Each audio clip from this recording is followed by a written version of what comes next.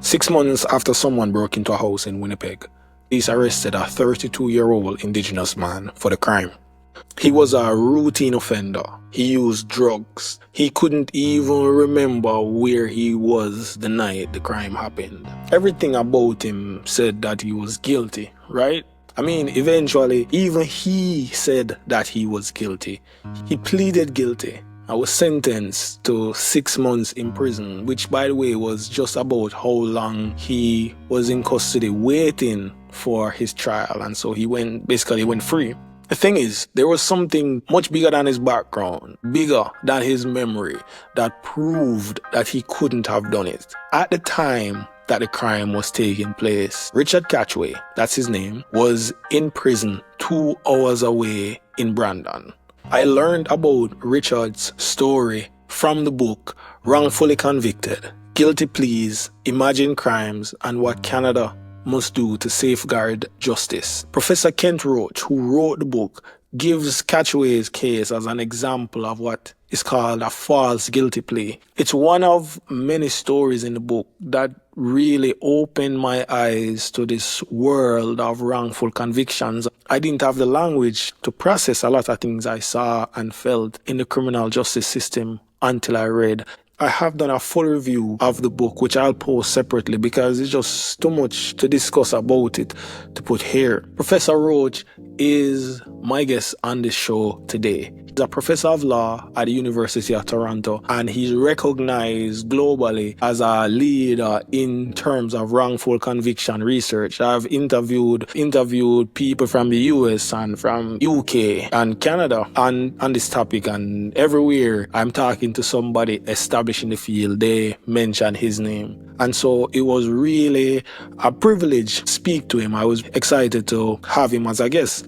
One thing I must say that stood out to me, that blew me away about my interaction with Professor Roach, is that when I reached out to him, he responded with just overwhelming enthusiasm and humility. He just said, yeah, man. Didn't say, yeah, man, but he said, in fact, he said he was just reading Neville Lewis, a Jamaican case, and he was so excited to talk about the topic. And you can tell you're going to have a good conversation when you talk to somebody who is passionate about their work, right? And if you hear me talking a lot during the episode, it's because he insisted that he didn't just want to talk, he also wanted to learn from me about Jamaica and about what's happening there. So today I'm very excited to share this conversation with you. I hope you enjoy.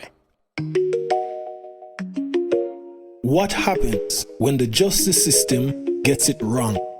When innocent people are convicted and sent to prison? When they've exhausted all their appeals but still aren't free? Does that ever happen in Jamaica? How big a problem is it?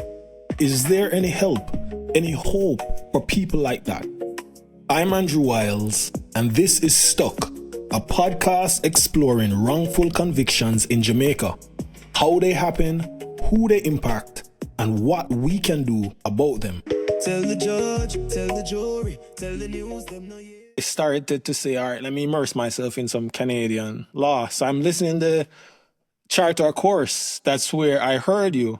And I went and Googled you after that. And I saw the book. And I wasn't going to read it because I've said, wrongful conviction, this is reaching. What wrongful conviction problem could there be in Canada? And then I read the blurb and I was like, wow, this seems interesting. So I bought it and I was really surprised because it's just fascinating to me that there could be this area of law that is so significant and obvious, and it strikes you as new. Like, we don't have anything new in today's day and age. So the first thing I would ask you is, how common is that people think they know what wrongful convictions are about, and then they find out that, well, we don't really know what's happening in this area? Right. Well, I mean, I first got involved with wrongful convictions when I started teaching criminal law 35 years ago.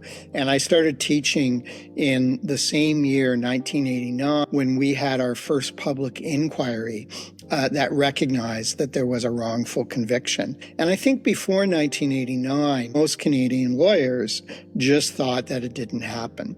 And I also think that in a lot of countries, and there's worldwide data on this, if you ask most people, they're as concerned, if not more concerned, about wrongful acquittals than wrongful convictions. And so I think in any country, there is a denialism about the fact that any human system can make an error.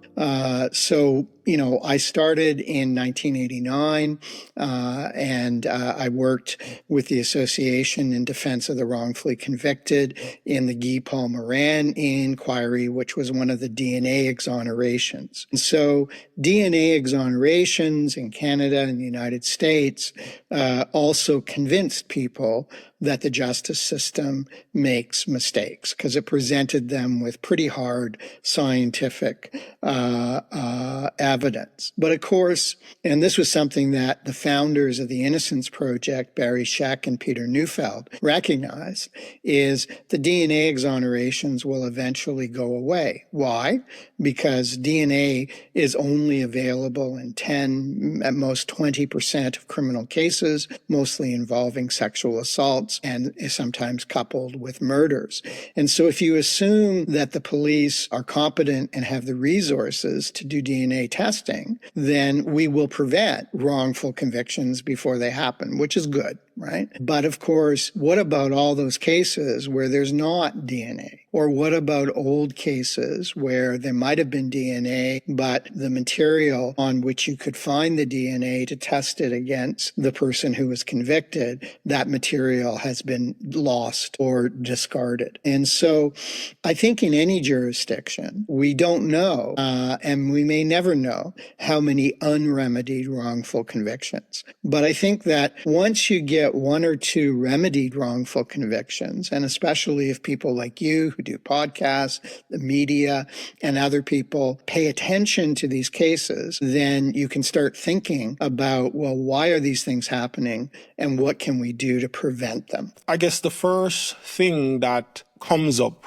is the question of, well, before we say these things are happening, are they happening? How can you make a credible argument that there are wrongful convictions in the system? Yeah. Well, I mean, along with a colleague of mine, Amanda Carling, we founded the Canadian Registry of Wrongful Convictions, and we followed the American Registry. And how both of us define a wrongful conviction is, has a person been convicted at trial, and has there been new evidence introduced on appeal that is relevant to guilt or innocence, not necessarily that the person's rights have been infringed. And then has that person been acquitted by the courts, or has the prosecution recognized that they should no longer prosecute that case? So I think by that definition, Jamaica already has some remedied wrongful convictions. You were mentioning a case in the Privy Council where a man was convicted of killing his wife. This is part of a phenomena that I talk about called thinking dirty, that I think sometimes if a person might have a motive to commit a crime, the police and sometimes the expert witnesses, the judge, the jury, they sometimes leap to the conclusion, well, they must have done it. And this was a case that went all the way to the Supreme Court with the assistance, I think, of the Death Penalty Project, which is a very important NGO that works in the Caribbean and works in Africa and other places. And the Privy Council said, well, in light of this new evidence, we think that this was a suicide. And, that's an interesting case, because my understanding of the case is that there was a suicide note, right? So you would think that the police would maybe accept that this was a suicide, but they believed, and I guess they were thinking dirty, they believed that the accused forged the suicide note. And so my understanding of the case, and Andrew, you may know this case better than I, but that the accused spent whatever money he had trying to get a handwriting expert to prove prove that he didn't write his ex-wife's now deceased suicide note. And one of the things the Privy Council did is they admitted new forensic evidence, which is often crucial in these cases of imagined crimes or crimes that did not happen. I think when we think about wrongful convictions, I think most people understandably think of you get the wrong person, right? Crime was committed, but you have the wrong person. One of the things that both the Canadian and the American registry has revealed is a lot of wrongful convictions, about a third, are cases where it appears like no crime has actually been committed. So these are cases involving accidental deaths, sometimes the accidental or undetermined deaths of a new child. You can see in those circumstances where the police and the experts might say, well, the person looking after this vulnerable child may very well be responsible for their deaths. And I served as the research director on the Gouge Commission, where we looked at 11 wrongful convictions in Ontario, where people were either convicted or gave up and pled guilty for killing small children on the basis of expert evidence from a pathologist that, when it was eventually reviewed by better trained forensic pathologists, they said, this is not a murder. This is a case of a child dying from a disease, or sometimes, unfortunately, children die for reasons that cannot be completely determined. So that's also how I got into wrongful convictions. One of the things that I've done for a long time is I teach a course on wrongful convictions to law students. And I think that this would be something that I'd be, very interested in helping anyone at the University of the West Indies or other places that want to do this, because it's actually, one, it raises awareness about it, but it's a really good course on how the criminal justice system works, because, it shows you the role the police have. Are they collecting and looking at the right evidence? How are they interrogating the person? Are they going to have a false confession? Are they doing a proper identification parade? Or are they kind of suggesting to someone who may make a mistake, saying, I think that was the person that I saw do it? And it also exposes students to the important role of expert evidence in the criminal process. And you've practiced criminal law, so you know that that's important. So I think what we really need is, lawyers like yourself have to raise awareness about this. Legal educators have to raise awareness. I think the investigative media has played along a really important role. If you look at England, for example, the media is primarily responsible for why they created a court of appeal in 1907, which was a response to some wrongful convictions that the media said, you have the wrong person. And then they created the Criminal Case Review Commission, again, in response in England to the wrongful convictions of the Birmingham Six and the Guildford Four, where, yes, crimes, terrible terrorist crimes were committed, but they got the wrong person. And they probably got the wrong person because they were looking for Irish people who had sympathies with the cause of Irish independence from British rule. And so you can understand, I guess, it doesn't excuse it, but the police were looking for Irish people and they found the wrong Irish people. It's one of the things that I have realized since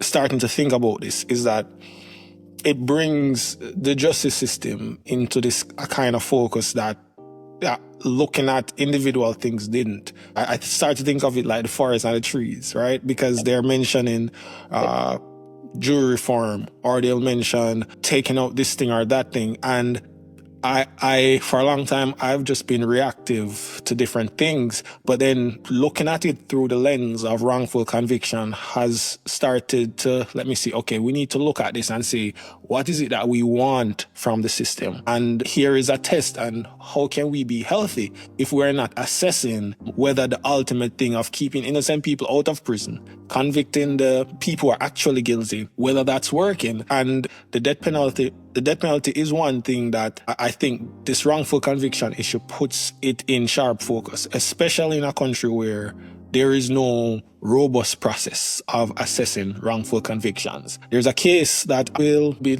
speaking to the attorney in it in Jamaica where it wasn't a wrongful conviction, but it was one of the most horrendous crimes, right? Stopped the whole country. Everybody was emotional about it, and immediately there were calls for the use of the death penalty, reinstating the death penalty, flogging. And one thing an advocate said, she had been around for a very long time, and she said, before we talk about the death penalty, we need to talk about police investigation. And in that case, the two men who were arrested, shortly after, they gave their DNA, and it proved that they weren't the people, but they were still tried. And they were only acquitted because the woman did not point them out on a doc ID. And a doc ID really, you can't miss the people in the dock in a Jamaican courthouse. They're there, right? Exactly. But it goes back to the issue of the death penalty.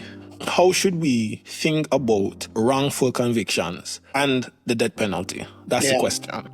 Yeah, no, I mean, a very important question. I mean, it was really a series of wrongful convictions that led England to abolish their death penalty in 1965. In Canada, the reintroduction of the death penalty would be unconstitutional because our Supreme Court in 2001 kind of changed its mind and said, we're no longer going to extradite anyone to face the death penalty. Why? Because we know in Canada, but we also know from other countries that mistakes will be made. And if you look at the United States, although they still have the death penalty, especially in Texas, the number of executions have declined dramatically during the DNA era. Now, the case that you mentioned, I'm not all that familiar, but I am familiar of cases where, the DNA doesn't match, but the police and the prosecutors say, well, you're still guilty. And so that is, sometimes people call that tunnel vision, right? That you're so set on this person being guilty that even when the DNA doesn't match, you kind of come up with some other idea. I mean, Donald Trump probably thinks the Central Park Five are still guilty, even though the DNA wasn't theirs and the real person's DNA and the real perpetrator of again, an awful crime that scared and disgusted everyone for understandable reasons. They eventually caught the real perpetrator. Yep. He was a serial rapist. Yes. And he went on to, when you look, he eventually pleaded guilty. And when you look at the list of complainants, the following year, over time, that he went on to harm. Yes. Yeah, no. And so, it seems to me that people need to write about that case and bring that case up, right? Because especially in societies that are understandably concerned with crime, you want to say, if we get the wrong perpetrator, it's usually a guy, the wrong guy, then the person who really did this can go on and commit crimes in the future. So I think that that's something that you can argue with people, because my understanding is that there's still a lot of support for the death penalty in Jamaica as well as other places in the Caribbean. So I think that that's an argument that you can make. Although I think it's also really important to also talk about the crimes that people thought were crimes, but turned out to be accidents or suicides. It's interesting that you mentioned the in-doc identification. So I'm writing a new book now on comparative miscarriages of justice called Justice for Some. So I took a look at all of the Judicial Committee of the Privy Council decisions for the last 20 years from the Caribbean. And I found a real pattern of in-dock identifications. And in some ways, I think this represents either a lack of training or capacity or maybe laziness by the police, right? Because as you say, it's real simple to identify someone when they're sitting in a dock or in a cage or whatever. And, we know that we make mistakes on eyewitness identification. We're just not good at remembering who it is we saw, especially when it's under a time of stress and we might only have a fleeting glimpse of that person.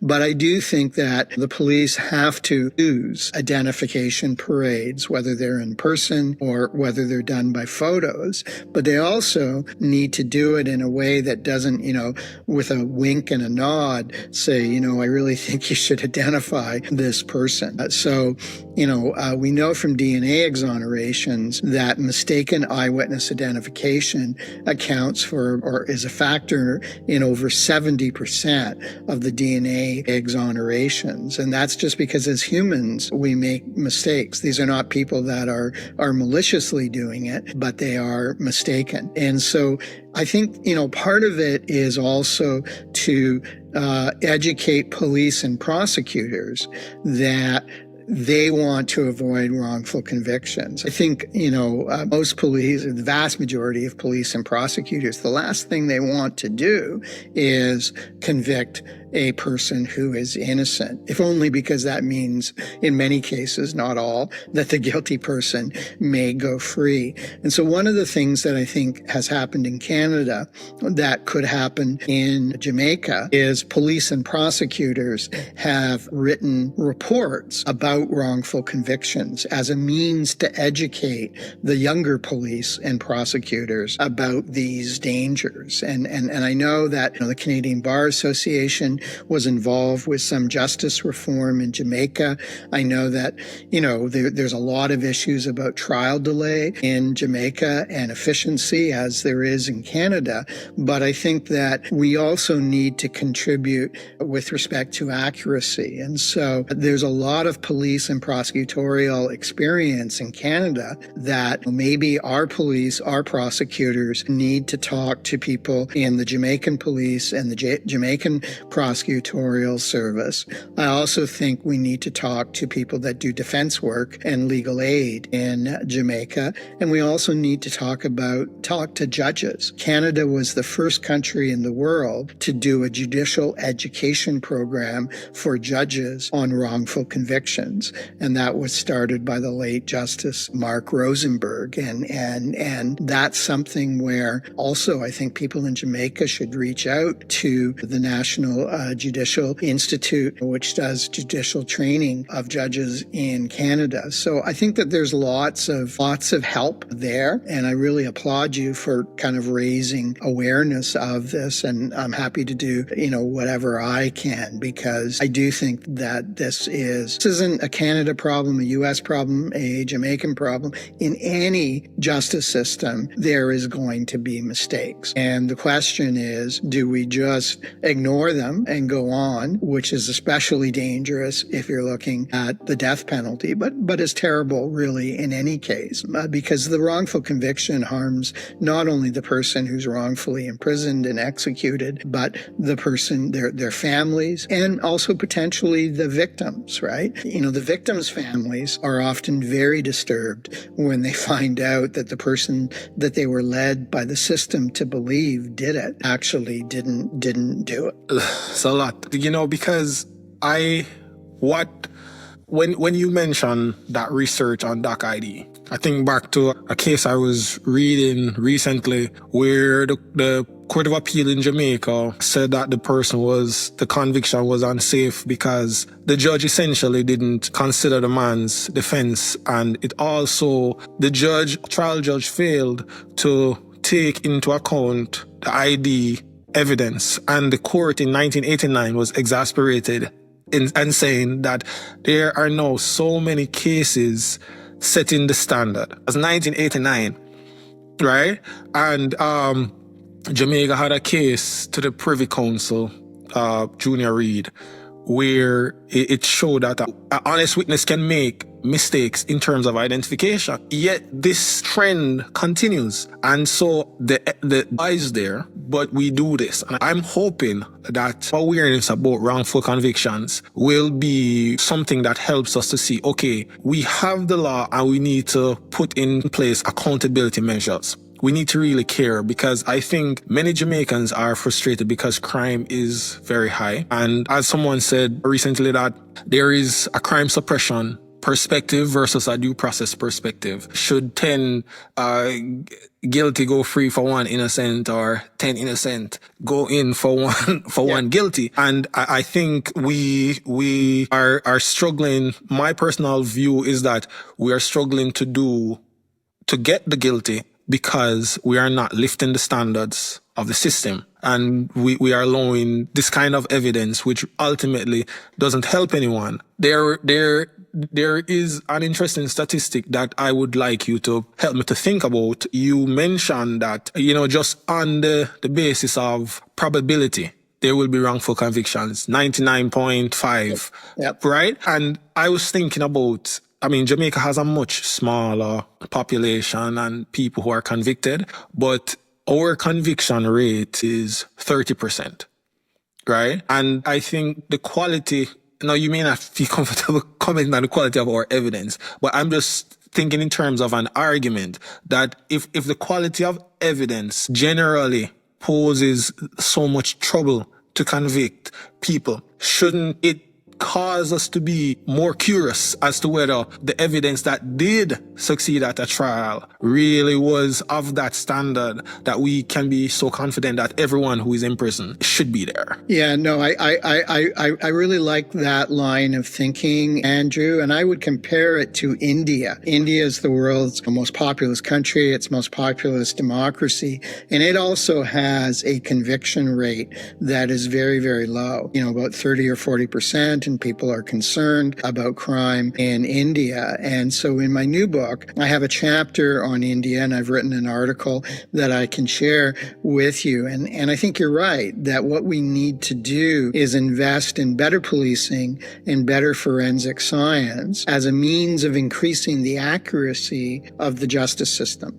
And this breaks down the dichotomy between, do you want a wrongful conviction or do you want a wrongful acquittal? What we want is accuracy across the board. And so I think that investment in better policing and better forensic science is a possible answer to both of these problems. And one of the things is that, countries with limited budgets, you often don't, particularly with forensic science. So one of the things that India did at the end of 2023 is they required, in serious cases, that the forensic scientists attend to the crime scene. Now, I'm not sure how that's going to work out, but I think they're betting on this will increase their conviction rate, which may be true, but it may also help protect people against possible wrongful convictions, because they may do the fingerprint,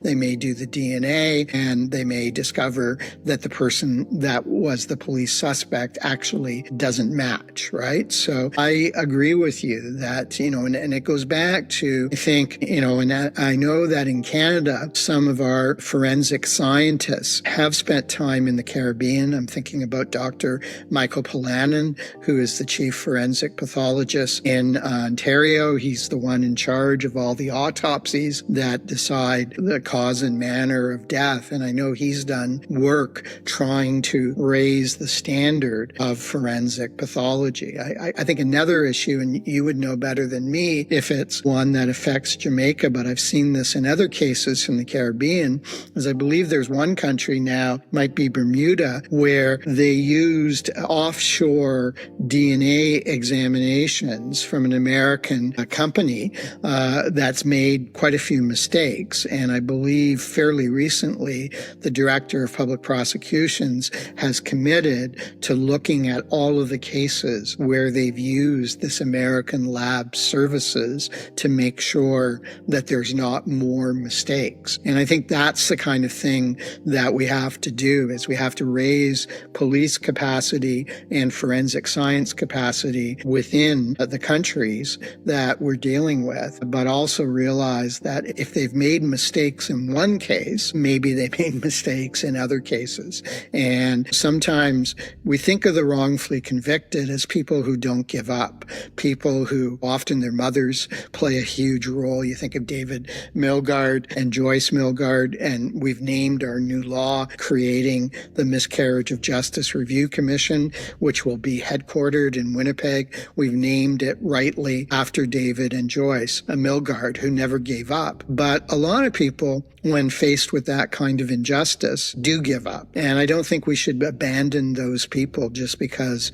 they may not be as courageous and strong as the David and Joyce Milgaards of the world. And so I think what you need is a proactive investigation. Now, that can be at the level of the Director of Public Prosecutions, the police, forensics, or maybe ultimately Jamaica should have something like the Criminal Case Review Commission, where someone can say, look, I think I was wrongfully convicted, because that person, whether they're in jail or not, cannot walk into the police station and look at the evidence. And, so you need a kind of public power that can go in and say, look, you may have made a mistake. Show us the evidence and we'll take a second look at it. And so that's what Canada now has. There's no guarantees, but I think it's better than either ignoring the problem or just relying on the heroes like David and Joyce Milgaard to somehow climb up this. One thing that I struggled with, the book put me in all sorts of emotions, because when you started to talk about the defense, I was saying, but we are the defense. We are the only people who are there for many people who are accused. And, defense attorneys always have to stand and take even personal attacks. And, I was saying, no, I don't like this line of argument. I hate this. But then, I really had to grapple with it and to think about it and realize that, that's why this conversation is so important. Because even for example, just my time, I had a client where he was charged for this imagined crime. Okay, it was legal aid. I was doing it for the experience as a new attorney. He got out of prison and he was another part of the country. So there was no reason for me to follow it up. But I've always thought of it over the years that, I should have helped that man to sue. I should have followed that to the first extent to see what was the issue. And yeah. Right. And then also look, I think that's really admirable, Andrew, that you say that. And in the book, I talk about a case that I was involved with where an Indigenous woman who was charged with murdering her husband pled guilty to manslaughter. And I was involved in her sentencing appeal, and we won. And I kind of congratulated myself. And it was only after that I looked at the issue of people who plead guilty, who may have a defense or who maybe are completely innocent. And so at the start of the book, I kind of talk about how I myself feel guilty about that, because I may have participated in a wrongful conviction. And it's a very famous case in Canada. It's called Gladue. It's one of the leading cases about the sentencing of Indigenous people. But, she waited until her jury was chosen. And chances are it was in rural British Columbia. And I don't know this for sure, but it could have been 12 white people. I'm sure there weren't many people that looked like her as an Indigenous person. And she might have said, okay, what do I do? Do I go to trial and run self-defense? If the jury doesn't buy it, I will be convicted of murder, which in Canada is a mandatory life imprisonment. We don't have the death penalty, thank goodness, but mandatory mandatory life imprisonment, no exceptions? Or do I plead guilty to manslaughter and get a 3-year sentence? And a lot of people, and I think especially women, because she was pregnant with the man who she killed's child, who she actually named after him, and she decided it was probably best for her and her family to plead guilty. Defense lawyers can always do more, but I also feel for defense lawyers because we're in a system where going to trial, at least in Canada, and losing, you're going to get a much higher penalty than if you just plead guilty and save the system and the victim the expense and time. So, we kind of encourage false guilty pleas. And again, you only need to look to England with the post office scandal, where here you have people who are small business people. These are not the marginalized people that are often caught up in the justice system. These are people who run small businesses. And it was so bad that last summer, Parliament in England passed legislation to exonerate them all. And they don't even know how many people might have pled guilty, because these were people who were charged with stealing from their employer, the post office, and they were offered a guilty plea to false accounting, which sounds a lot better than stealing from your employer. Most of them didn't go to jail, and they couldn't fight this computer system, which was in error, that said, collected £100 today and you owe us £100, whereas they only collected £40. It was the computer that was making the mistakes, that was making the imagined crime. A lot of these people, I think quite understandably, gave up and pled guilty and did the best that they could in a very difficult situation. One of the messages of my book is, certainly in Jamaica, if I would focus perhaps on the wrong perpetrator, wrongful convictions. They're still probably the majority of all wrongful convictions. And in Jamaica, I would focus on that in part to deal with this crime control argument, to say, look, if we have the wrong person, then we're not only harming that person, but we're not catching the real criminal. So I would focus on that. But I also think once you get people to accept that there are wrongful convictions, then you're going to find these two other kinds of wrongful convictions, and they sometimes come together, and that is people who plead guilty because it seems like the best thing in an impossible situation, and people who are convicted of an imagined crime that actually never happened. But certainly in a high crime society, I would probably, for strategic reasons, focus on the wrong perpetrator cases. Is there anything else that you would want to say that I didn't ask? No, I just think what you're doing, Andrew, is really important, and I hope we keep in touch. And I also think that, there is something maybe that in Canada, not to say we're perfect, we're far, far from perfect, but there may be something that the Canadian resources can help things in Jamaica. The other thing that I would say, and this is part of my new book, is I think one of the advantages that Jamaica has is the concept of an unsafe conviction, where a lot of my new book deals with the American situation, and the Americans don't really have that concept of an unsafe conviction. And the Americans often require a person to prove their factual innocence by clear and convincing evidence. And that's a very high standard, and it's also a little bit in tension with the presumption of innocence. And so, I know, and, I certainly don't want to defend colonial England, whether it's in Canada or in Jamaica, but I do think that that is a standard that can actually help more innocent people, if only because it's one thing to say you're innocent. It's much, much more difficult to actually prove that you're innocent. And in some cases, it's really impossible. And of course, that's why we've traditionally had the reasonable doubt principle and the presumption of innocence. And so I do think it is important to build on, and I also think it is important to bring police and prosecutors lawyers and forensic scientists along, as well as defense lawyers and judges and society and the media. It takes all of those people really to deal with a problem that's this difficult, and not only difficult to solve, but I think difficult to admit. I think a lot of us sleep better at night thinking that there's not wrongful convictions. And so I think there's a lot of psychological denial, which isn't because people are bad, but just because people have jobs to do. And it makes it easier to do your job, whether you're the police, the prosecutor, the defense lawyer, to say, well, the person's probably guilty and it's not really my job to judge whether they are guilty. So I applaud you for raising this, and let's keep in touch. Thank you so much.